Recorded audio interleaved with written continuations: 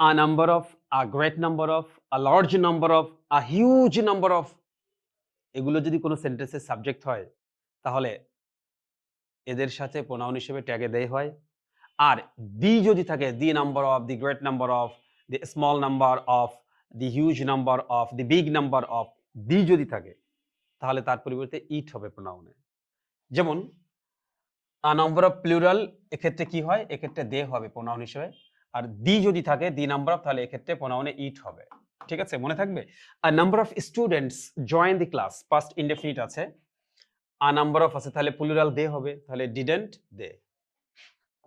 অনেকে এই জিনিসটা ভুল করে ফেলে, আসলে একটু বুঝে শুনে পড়লে আর এগুলো ভুল হয় না। তারপরে দেখো কি আছে, তারপরে আছে দি number of students surprised me, ছাত্রদের যে সংখ্যাটা, সেই সংখ্যাটা আমাকে সারপ্রাইজ করে দিয়েছিল। তাহলে এখানে কিন্তু হেড ওয়ার্ড কিন্তু দি নাম্বার, যার পরিবর্তে আমরা এখানে ইট বসাবো, তাহলে সারপ্রাইজড ভার্ব, তাহলে ডিডেন্ট ইট। তাহলে এ যদি থাকে, আ number of, a great number of, a small number of, a big number of, a huge number of, তাহলে কি করবো আমরা, দে বসাবো।